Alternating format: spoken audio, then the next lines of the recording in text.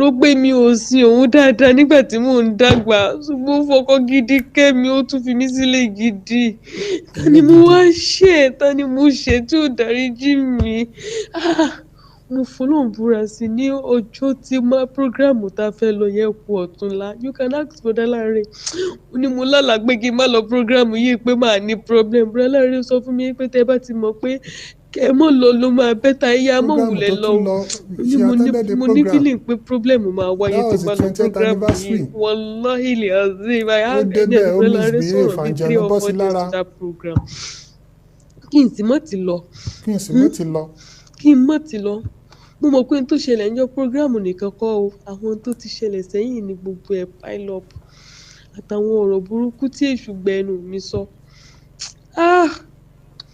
n tó ṣẹlẹ̀ yìí kò yé mi mo jókòó mo rò my husband and I are best of friends in order not to frustrate me in order not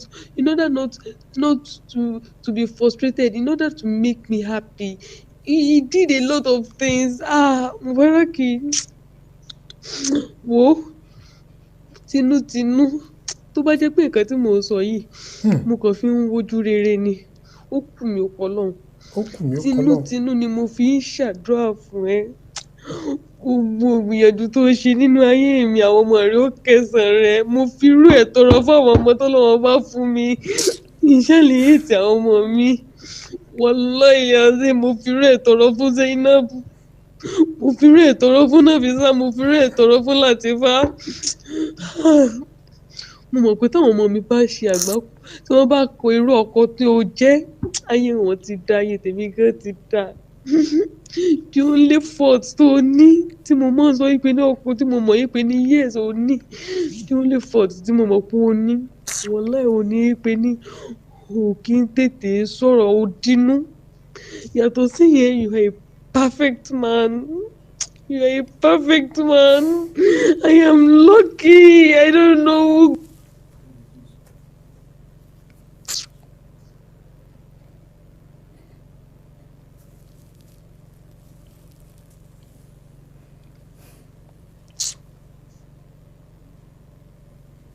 Well, happy. Wallahi.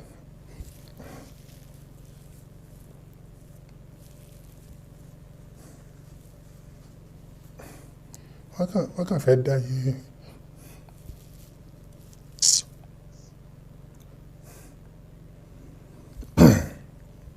wọ́n kàn fẹ́ dá yé Mansura rú ni wallahi wọ́n da ìgbésí ayé rẹ̀ rú pátápátá honestly speaking gbogbo àwọn tán bá share fídíò gbogbo àwọn tán fún ní advice gbogbo àwọn tán fẹ́ lò wọ́n kàn dá ìgbésí ayé rú ni ibi tó bí ọmọ sí. And you think the war has not started. Àwọn èèyàn tó ń pè mí ẹ jọ̀ọ́ kí ni solution can I convince my family for any solution? Ẹ gbogbo àwọn costly things tí Mansura sọ wallahi summa billahi ladilawa mo fi orúkọ Ọlọ́run ọba àlékè ọlá búra up till last week ni mo sì ń ṣe àdúrà fún Mansura mo sì ní strong sympathy fún but what can we do? Mubarak ò sọ fún any member of the family tó fi kó àwọn ọmọ yẹn tó fi lọ kó bá ní January 10 this year against nǹkan tí kóòtù sọ. Mansura ṣe Ọlọ́run I think so may Allah forgive her bóyá tọ́lọ́run bá foríjìn ọ̀rọ̀ rẹ̀ létò ṣé kò ronú pé òun lè lọ́kọ mi already marriage ti tú o ẹ bá ń show kíni court something and kíni decision court Ọlọ́run ó ṣe dáadáa fún wa o wàláì gbogbo ìgbà tí wọ́n fún ní treatment Mansura yarí kò kírun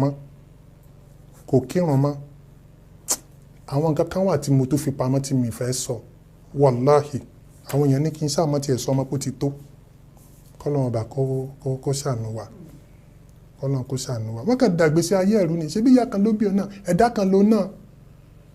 In the District Customary Court of Osun State holding at Erin Osun before His Honor so between Mr. Mubarak Kolawole Adepoju, petitioner, and Mrs. Mansurat Adeola Adepoju, respondent. Appearances: petitioner present, respondent absent. Blah blah blah blah. Judgment. Kí ni final judgment? Ẹ bá mi wo the final judgment. Torí pé kò sí time mọ́. Mo fẹ́ pe àbúrò yìí mọ́. Wọ́n kà dá yé.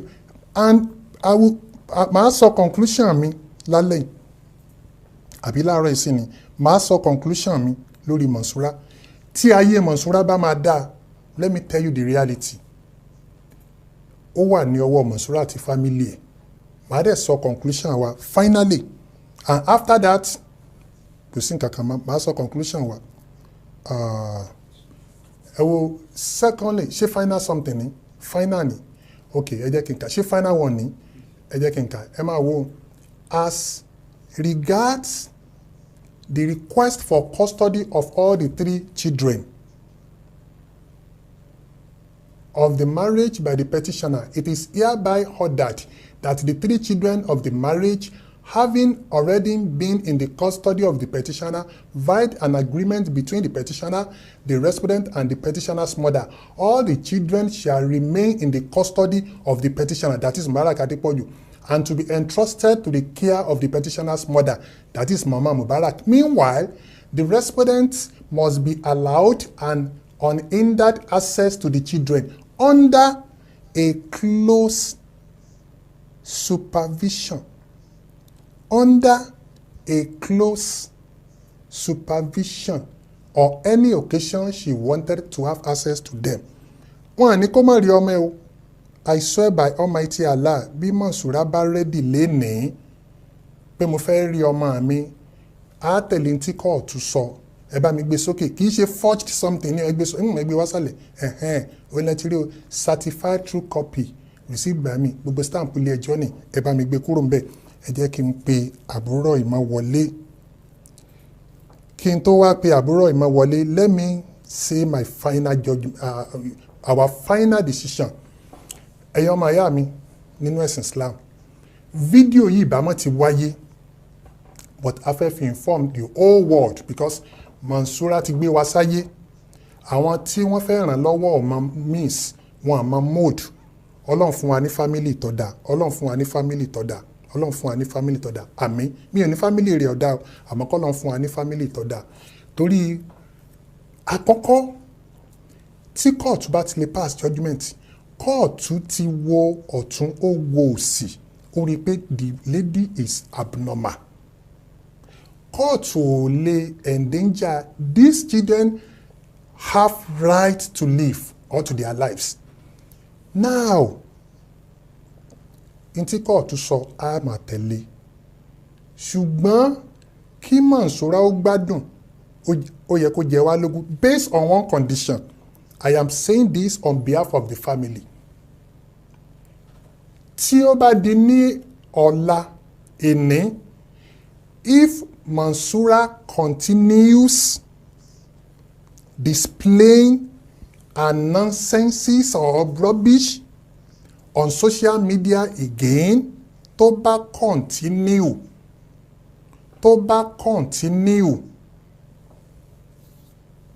nobody should ever call me or any member of our family for anything, for this lillahi wa rasulihi.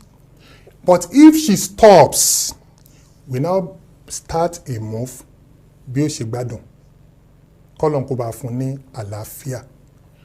Tó o bá create problem nínú family, gbogbo tó ti ṣe sẹ́yìn yẹn, we are ready to forgive her. We are ready to forgive her. Inú dùn ní mú orí yá wá. Ó ní àwọn ọmọ lọ́dọ̀ wa, òun sọ̀kù síbẹ̀. Àwọn tó advice ẹ̀ torí wípé ó ní problem náà ni. But tó bá so ìwé agbẹ́jẹ́ mọ́wọ́, mò ń sọ ilé publicly kí gbogbo ayé máa gbọ́ mi. Tó bá so ìwé agbẹ́jẹ́ mọ́wọ́, tí gbogbo ayé náà rí wípé ó padà so ìwé agbẹ́jẹ́ lọ́wọ́, then we will start that move. Pé báwo ni ìgbésí ayé rẹ̀ ó ṣe dáa. Bí ò bá fẹ́ Mubarak mọ́, ó yẹ kó lọ́kọ. Àwọn èèyàn wá mọ̀ kí Mansura lénìí. Àwọn Christian can send the message pé send your number, you are fine, you are sweet, we want to marry you, I love you. What a big shame. ọlọ́run má fi irú ẹ̀ kàn wá gbogbo ẹni bá wá ń share fídíò Mansura káàkiri gbogbo ayé tí àwọn kan rí as entertainer ọlọ́run wò abẹ nínú lánàá àánú ẹ̀ n tí ń ṣẹlẹ̀ sí Mansura yìí tí ò jẹ́ ìdùnnú tàwa yìí toró ló bí àwọn ọmọ wa ẹni bá wá ń ṣí aburú rẹ̀ káàkiri abẹ́lọ́ kì í ṣe pé ó n tó ṣe kọ́ ló ń bá wa ṣe fún ẹni bẹ́ẹ̀ àmín gbogbo àwọn tó bá fẹ́ lo Mansura tán rò pé àwọn lè fi destroy Akadip or my name or the family names ọlọ́run bó ti ń ṣẹlẹ̀ sí Mansura yẹn tí tó ṣẹlẹ̀ sí máa bá a gbé jáde nínú ọ̀ràn wọn torí wípé a means láti fi àwọn kan jìyà láti lo àwọn kan láti fi punish àwọn kan ẹ báyé ẹni yẹn jẹ́ àfa blogger ó pè ó wá ní kó máa pe nọ́mbà ẹni ẹlẹ́ni ó wá ń pè ẹ mọ̀ jẹ́ ó fọ́nì sí yín gbogbo ohun tó ṣe yìí ó lè padà di lọ́la kó tó retrieve pé ẹ ṣàánú mi then ibẹ̀ yẹn lẹ́tì wá wá convinced gbogbo tó ṣe yìí ó kàn jẹ́ pé ó ti ṣe tó burú jù báyẹn lọ kò kàn go public ni ó ti ṣe tó burú jù báyẹn lọ kò go public ni on and off ni a tún bẹ̀bẹ̀ ẹ wo ẹ̀bẹ̀ téèyàn bẹ́ẹ̀ ẹ wo bó ṣe ń bẹ̀bẹ̀ ẹ wo bó ṣe ń contact àwọn èèyàn ẹ gbọ́ bó tó sọ lọ́dọ̀ àbúrò yìí mọ́ ọlọ́run mọ́ fàdánwò kàn wá o ẹ jẹ́ kí n pa àbúrò yìí mọ́ ọ̀rọ̀ wọn láfi kásẹ̀ ńlẹ̀ kọ́nà kó bá a ṣe dáadáa sí wa start watching us from today àti wà ní March 2nd báyìí start watching her anything if she continues please forget about her from our side.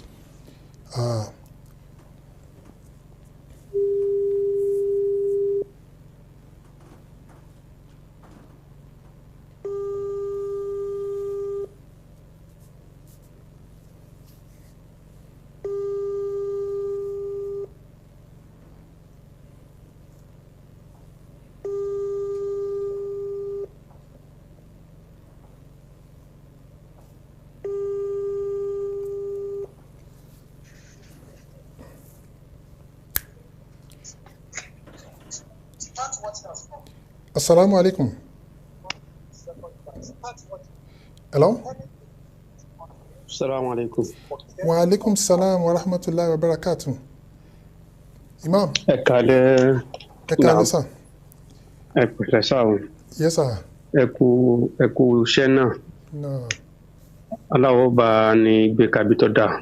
Àmín, àmín, àmín. Aláwọ̀ tún àlámọ̀rí gbogbo wa ṣe sí dáadáa. Àmín, àmín, àmín. Ẹ wà lórí ètò. Pẹ̀lú ògo Ọlọ́run. Náà. Láti bẹ̀rẹ̀. Àwọn ọ̀rọ̀ tí mo fẹ́ sọ yìí. Náà. Mo fẹ́ gé kúrú. Náà. Mo sì fẹ́ rọ gbogbo Acadip members. Allahu Akbar. Pé kí wọ́n kàn yín lójú. Ṣé bí wulẹ̀ tẹ́lẹ̀tẹ́lẹ̀ night program ó ti mọ́ wọn lára. Àwa ló yẹ kí a tó kàn yín lójú. Allahu Akbar. So kí wọ́n má kàn yín lójú. Àwọn ọ̀rọ̀ tí mo fẹ́ sọ nìwọ̀nyí. Alákọ̀ọ́kọ́ mo fẹ́ dojú ọ̀rọ̀ mi kọ iléeṣẹ́ Nine Mobile. Ọ̀rọ̀ àkọ́kọ́ tí mo fẹ́ sọ àwọn ni mo fẹ́ dojú ẹ̀ kọ. So. Ìyẹn sì fẹ́ lágbára díẹ̀ o. Ẹ jẹ́ kí n sọ. Ẹ kàn ní mention orúkọ wọn mọ́. Okay.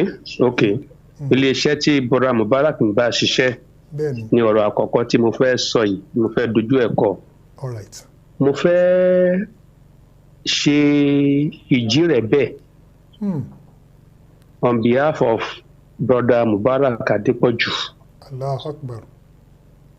Lórí àwọn premises mẹ́ta yìí.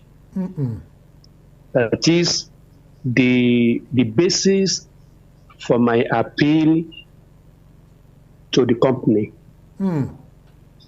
Number one, mo fẹ́ kí wọ́n rí program yìí. The untold story of Mansura marriage as you target. Yes. Marriage, all right. Mo fẹ́ kí wọ́n rí gẹ́gẹ́ bí rejoinder. Ọlọ́run bá mi ṣe dáadáa fún yín. láti ọ̀dọ̀ fámílì Adépọ̀jù alhamdulillah. kí wọ́n má fetí gbọ̀dánù o torí pé fair hearing is justice. Fair hearing is justice. Wọ́n gbọ́ ọ̀rọ̀ Mansura nílé iṣẹ́ wọn. Wọ́n tún gbọ́ lórí social media. So ẹni tí ọ̀rọ̀ wa kàn ó ní brother Mubarak àti family rẹ̀. So kí wọ́n try láti ṣe justice lórí ọ̀rọ̀ yìí. Kí wọ́n gbé rejoinder yìí kí wọ́n gbé sí ẹ̀gbẹ́ kan. Kí wọ́n gbé nǹkan tí Mansura ṣe nílé iṣẹ́ wọn kí wọ́n gbé sí ẹ̀gbẹ́ kan kí wọ́n yiri ẹ̀ wò kí wọ́n tó take a decision wọn lórí brother Mubarak. Premises kejì kí wọ́n recognize the court judgments. Court judgments ó fi nǹkan méjì rinlẹ̀. Ó dùn mí pé ẹ̀ka judgment yẹn fully. Ó yẹ kẹ́ẹ̀ka fully. Allahu Akbar. Torí pé nǹkan méjì ló wà ń bẹ̀. Nǹkan àkọ́kọ́ divorce matter, divorce issue. To separate brother Mubarak àti sister Mansura. Mátà kejì ni ọ̀rọ̀ àwọn ọmọ. Now tílé ẹjọ́ bá ti tú ìgbéyàwó ká tí obìnrin bá wá lọ dá wàhálà sílẹ̀ ní sàkání ibi tí ọkọ bá wà ní sàkání ibi tí ex-husband bá wà wọn ò gbọ́dọ̀ rí obìnrin yẹn gẹ́gẹ́ bí ìyàwó ọkùnrin yẹn níbẹ̀ wọ́n gbọ́dọ̀ rí gẹ́gẹ́ bí ọ̀daràn tí ò ní nǹkan kan ṣe pọ̀ pẹ̀lú ẹni tó ń dá akọ yẹn ni torí pé ilé ẹjọ́ ti yà wọ́n ilé ẹjọ́ ó ti yà wọ́n so láti wá fi brother Mubarak ṣe ẹni tó máa wà responsible fún malice yẹn is an contempt of court order. Allahu Akbar. Kí wọ́n bi àwọn lọ́ọ̀yà léèrè. Torí pé ẹni tí ò sí nínú ìgbésí ayé brother Mubarak mọ́ ni wọ́n fẹ́ so mọ́ lẹ́sẹ̀ yìí. Èmi àpì sí wọn ni o. Ọ̀rọ̀ kẹta òun ni pé ọ̀rọ̀ ti àwọn ọmọ tó tún jẹyọ nínú court judgments.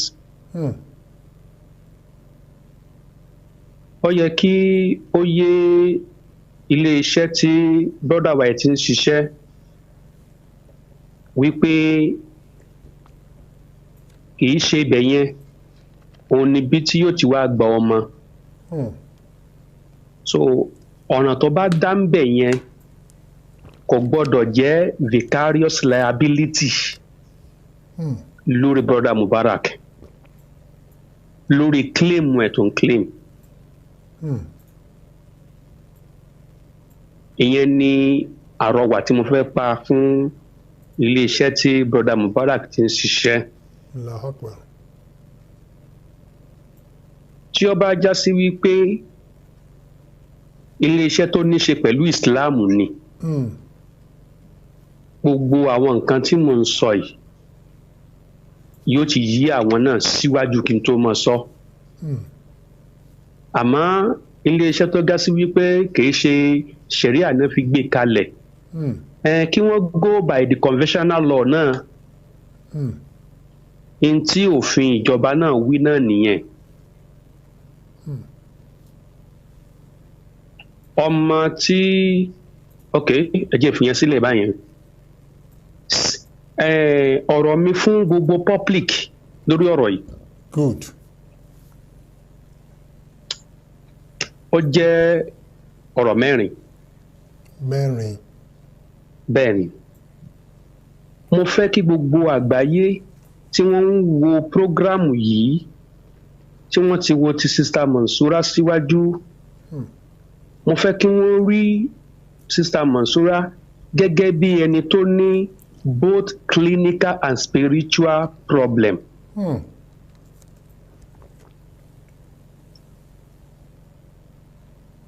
Ó wà clinical pẹ̀lú history of pé wọ́n ti ṣubú rí torí ẹ̀ ti gbálẹ̀ tí hospital sọ. In 2003 at age 14. Ó wà spiritual pẹ̀lú in tó fẹnu ara rẹ̀ sọ. Bẹ́ẹ̀ni. Tó jáde lẹ́nu rẹ̀. Wípé. Lórí bó ṣe lọ síbi tí wọ́n ti ń bọ òòṣà. Jíjìnnù kó sí lára. Bẹ́ẹ̀ni. Àti ọ̀rọ̀ tí màmá rẹ̀ sọ. Tó sọ fún wa. Ok. ọ̀rọ̀ ibi òòṣà tó lọ yìí nígbà tí kinní yẹn gbé nínú mọ́tò táǹtì ọ̀dọ̀ yín bọ̀. Allah Akbar. Ó wà nínú ọ̀rọ̀ tó sọ. Nínú mọ́tò èmi nìkan kọ́ sí ni mo wà nínú mọ́tò bàbá wa Mudiru Mahadul Arabi bàbá wa Sheikh Abdul Wahab wọ́n wà nínú mọ́tò. Haji Ismail tí ń gba ìtọ́jú lọ́dọ̀ wọn nígbà náà àjọ wà nínú mọ́tò ni. Ó ní kéde ara ẹ̀ nínú mọ́tò. Allahu Akbar. Ẹ ti sọ yẹn fún wa rí. Ṣé ẹ mọ̀ wípé Yorùbá ní ohun tí a bá fẹ́ kó bàjẹ́. Allahu Akbar. Bẹ́ẹ̀ ni. Ó ní bí a ṣe máa ṣe é. Àmọ́ ọ̀rọ̀ ti wọ stéèjì wípé ká sọ tó bá tún yẹ ká sọ. Káyé lè mọ òdodo. Èmi ni mo drive. Mo wà force láti park. Kó tó di pé ara mú kí wọ́n tó bẹ̀rẹ̀ rúkúyà fún un. Lójú ọ̀nà. Lójú ọ̀nà. A fẹ́ já títí Ifẹ̀ níṣẹ̀lẹ̀ yẹn ṣẹlẹ̀. So, it's both clinical and spiritual. Two, kí wọ́n rí mo tún fẹ́ kí gbogbo àgbáyé kí wọ́n rí sickness direction. Sickness direction. Tíyàn bá ní àìlera tó wà spiritual tó wà clinical tí clinicality rẹ̀ tó ní ṣe pẹ̀lú ọpọlọ ó sábà máa ń ní direction. Bí ìgbà tẹ́ni tó fẹ́ kírun tó ń wá direction kíbla pé ló gbọ́dọ̀ kọjú sí kó tó lè nírun kò ní kọjú síbòmíì. Àìsàn tó bá ti wà both clinical and spiritual ó máa ń ní direction. Àwọn tó ń tọ́jú aláìsàn ọpọlọ ní hospital eléyìí yé wọn. Àwọn onírúkúyà eléyìí náà yé wọn wípé tí kinní ẹ bá ti wà lára ẹnìkan yóò ní ẹni tí ó máa bá fa wàhálà. Láti wá sọ pé Sister Mansura ó ti gbalé o ó ti ń ṣiṣẹ́ o ó ti ń ṣàwo o ó ti ń ṣe kòkò sáàsùn o kinní yìí ò ṣe pẹ̀lú iṣẹ́ rẹ̀ o. Ṣùgbọ́n ń ṣe é sí ara rẹ̀. Àwọn ọmọ rẹ̀ ọkọ rẹ̀ àti fámìlì ọkọ àti fámìlì tiẹ̀ náà. So tẹ́ máa ń retí wípé tí ń ṣe yẹn kò ní jẹ́ ó lè ṣiṣẹ́ a jẹ́ pé onítọ̀hún ò tí ì mọ àìsàn tí ń ṣe. Nǹkan kẹta lórí ọ̀rọ̀ yìí ó ní wípé mo tún fẹ́ káwọn èèyàn tó mọ̀ wípé problem yìí it can be regarded as on and off problem. Ọlọ́run á jẹ́ kó dáa fún yín sá. Like NEPA Nigeria. Enough. On and off ni o. Yorùbá sì bọ̀ wọ́n ní yóò san kò san Ọlọ́run má fi wèrè dán wa wò. Àmín. Àmín. Mi ò wà happy with myself ṣùgbọ́n I have to say the truth to the world. I don't mind. I've been saying the truth before. I continue saying the truth and I will not relent. It is an on and off mental problem. Tó ga sí wípé ó ní ẹni tí kinní yẹn ó máa dì mọ́. Issue kẹrin tí mo tó fẹ́ kí public ó tó understand ó ní wípé the interview between me and Sister Mansura, whoever claims that it is under duress is a liar. Is a liar. Ṣé wọn ò rí nínú interview yẹn?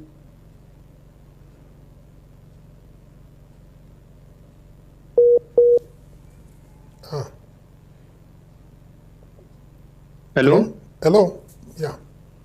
À ń gbọ́ yín. Hello, mo ń gbọ́ yín. À ń gbọ́ yín sà. Now, ṣé bí wọ́n rí tí Mansura sọ pé òun wá bá mi ní day 1, òun padà wá ní day 3. Mi ò mọ̀ rí níbi kankan rí. Òun ló pè mí lórí fóònù. Òun ló wá bá mi. Mosque la jókòó sí, Faranda Mosque la jókòó sí. Nígbà tó sọ pé òun ní problem pẹ̀lú ọkọ òun, tọkọ òun sì jẹ́ àbúrò Malam Yusuf. Ó ní mo wá pè yín wípé mo rárábìnrin kan o tó sọ báyìí kí lẹ̀ṣẹ̀ rẹ̀ lọ́dọ̀ yín. Ẹ̀dẹ̀ ẹ̀tàmáìsì àwọn ẹ̀ṣẹ̀ tó ní lọ́rùn. Mo kó mo rò. Based on àwọn allegations tẹ́ ẹ fi kàn án, ó ní mo fi run interview pẹ̀lú ẹ̀. Yes. Ní kọ̀ọ̀kan. Ta wá ni ẹni náà tí ń sọ pé it was under duress. Wọ́n tó wọ́n bẹ̀rù Ọlọ́run o. Jẹ́jẹ́ mi ni mo jókòó sílé mi o. Jẹ́jẹ́ mi mo jókòó sílé mi. Ẹni tó sọ pé ọ̀rọ̀ tó ń fẹ́ sọ fún mi, confessment statement tó ń fẹ́ ṣe fún mi yìí, pé òun ti pinnu pé òun fẹ́ ṣe ní fídíò, òun máa gbé sórí social media. Tí mo wá advice ẹ pé má go to that extent. You are a female, you are a Muslim female, or a female Muslim, o lẹ́tọ̀ọ́ láti máa appear ní public. Let it be oral. Ó máa serve the same purpose. Why technical travel sọ pé it was under duress? What is the definition of duress? Tí wọ́n sọ ń gbà yẹn. So ìbanilórúkọ jẹ́ ló jẹ́ fún mi pé the interview was conducted under duress. Under duress. Ṣé mo gbé ìbọn lọ́wọ́ ni àbí mo má dà lọ́wọ́ àbí mo sọ pé tó o bá sọ báyìí mi ò ní bọ́ ṣàtúnṣe. Ẹ̀rí tóun tó fi ń sọ̀rọ̀ gan. Ìyẹn wá bá mi ó lóun ti dáràn ó lóun ti ṣàṣìṣe. Mo dẹ̀ pé Malam Yusuf mo sì bi wọ́n léèrè pé ẹnìkan mà sọ báyìí ẹ sì ní bẹ́ẹ̀ náà ni ó ṣe bẹ́ẹ̀ kódà ó tún ṣe nǹkan míì. Mo dẹ̀ bi léèrè ó dẹ̀ ń kọ̀nfàmù ẹ̀. Ó ń ṣe. Àwọn èèyàn bẹ̀rù Ọlọ́run wàláhì. Wọ́n bẹ̀rù Ọlọ́run o. Wọ́n bẹ̀rù Ọlọ́run. So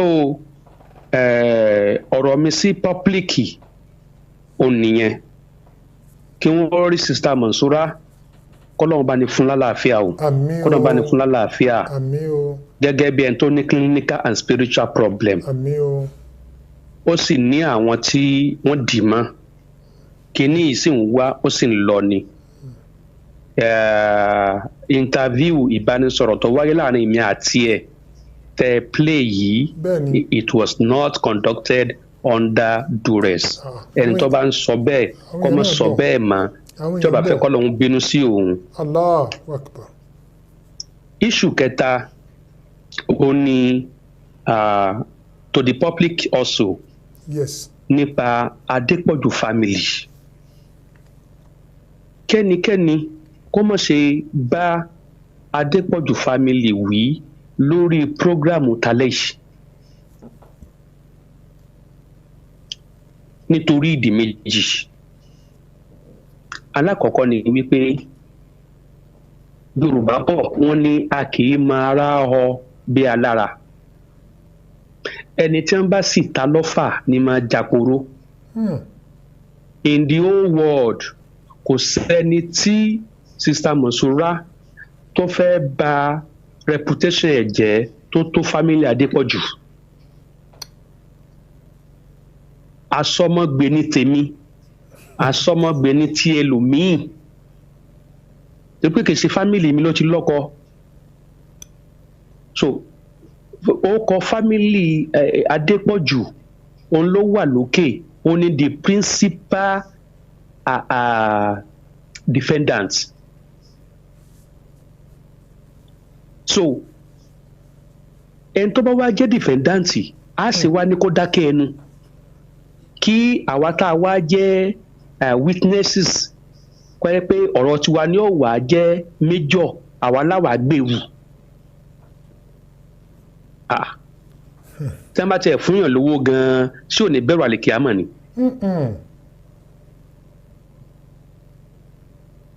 So èébú Adépọ̀jù family lórí prógrámù yìí kò sí lẹ́nu ẹnikẹ́ni o. Ẹlẹ́ẹ̀kejì ńbẹ̀ ni wípé tí Adépọ̀jù family tí ò bá lè ṣe kinní yìí, tí gbogbo ayé bá wá jáde tí wọ́n ń bá wọn wé ara wọn, iléeṣẹ́ tó ti wà involved nínú mátà yìí kò ní bìlífù gbogbo ayé o. Bó ti wulẹ̀ wò ká pọ̀ tó pé àwọn family Adépọ̀jù àwọn ò jẹ́ ṣe bẹ́ẹ̀, wọn ò jẹ́ ṣe gbá, wọn ò jẹ́ ṣàwo, wọn ò lè bìlífù gbogbo ohun tá a bá sọ. Àfi kí ẹni tí wọ́n fẹ̀sùn kàn káwọn fúnra ara wọn kí wọ́n sọ̀rọ̀. Nínú òfin ẹ̀sìn ẹni tí wọ́n bá fẹ̀sùn kàn wọ́n fẹ́ kó sọ̀rọ̀. Nínú òfin ayé ẹni tí wọ́n bá fi ẹ̀sùn kàn wọ́n ní ó sọ̀rọ̀ kó tó di pé wọ́n á máa pe àwọn ẹlẹ́rìí. So kẹ́nikẹ́ni kó má ṣe fi ojú láì fi wo prógrámù yìí wípé kò yẹ k'Alhaji Yusuf tó wá ṣe báyẹn, kò yẹ kó wọ́n ṣe báyẹn, àyẹn ò dáa, bí yẹn máa ní sùúrù ni, bí yẹn máa ṣe gbá ni. Kọ́ńtì ń bẹ lọ́hùn pé kí irú ó ṣẹlẹ̀ sí fámílì òun káwá wò báyà wọ́n dákẹ́. That's correct. Èyí tí ò tó báyìí ń ṣẹlẹ̀ sí fámílì ẹlòmíì tó ga sí wípé gbogbo ayé ló ti gbọ́. So ìyẹn ó parí síbẹ̀ yẹn. Àmọ̀ràn mi fún mọ̀lẹ́bí Monsura rè. Èmi rọ̀ wọ́n ní o, mo rọ̀ wọ́n ní o, kí wọ́n gbìyànjú àti mú Monsura padà sí ilé ìwòsàn tìjọba. Allahu Akbar. Kí wọ́n sì tún involve àwọn onírúkúyà experts. That's it. Kí wọ́n má wo Sister Monsura ràn o, kí wọ́n má wò ó ràn o, torí pé oníkangun nìkangun o. Tẹ́nìkan bá wá ń di ẹrù ìtọ́jú Monsura lé ẹbí Adépọ̀jù lórí níbi tọ́rọ̀ dé dúró yìí, onítọ̀hún ní tí ò lè gbà onífin lọ Adépọ̀jù family. Ní tí ò lè gbà ní o. Ọ̀rọ̀ ti débi pé wọ́n suspect Adépọ̀jù family pé wọ́n fẹ́ lo Monsura. Ẹni tí wọ́n suspect kó fẹ́ lo yàn lẹ́tù wá sọ pé kó tó wá wà ní ìcháàjì títọ́jú onítọ̀hún. Kí kí ẹbí Mọ̀nsúrà fún ara rẹ̀ kí wọ́n mọ bí wọ́n ṣe tọ́jú Mọ̀nsúrà. Ìntọ́ bá jẹ́ bóyá bíi financial assistance òun nìkan Adépọ̀jù lè rẹ́ńdà lórí tó ti jọ dà wọ́n pọ̀ pé ó ti bímọ fún wọn àti lórí ìjọmọ ẹ̀yà ẹ̀sìn tí ń bẹ láàrin wọn lè tó ga sí pé bó ṣe wà applicable sí wọn ló applicable sí mi ló applicable sí any Muslim in the world láti dá sí ìtọ́jú sista Mọ̀nsúrà. Níparí, àmọ̀ràn mi fún Adépọ̀jù family,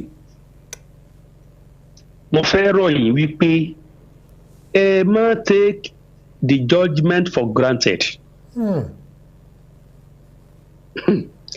Kódà ó jọ mí lójú pé Bọ́lá Mubarak wípé wọ́n kó ọmọ lọ pàdé sista Mọ̀nsúrà láì sọ fún family wọn, one, láì abide by the conditions stipulated in the court judgments. It was very, very wrong. It was very, very wrong. Tí a máa sọ pé ẹni tí kò kàwé tàbí tí kò kàkéwú ló bá ṣe bẹ́ẹ̀, màá kàn wò pé ṣebí kò tiẹ̀ fẹ́ kan mọ ibi tí alifu dorí kọ, kò sì mọ ibi tí a dorí kọ. Kì í ṣe irú Bọ́lá Mubarak ló yẹ kó ṣe báyẹn.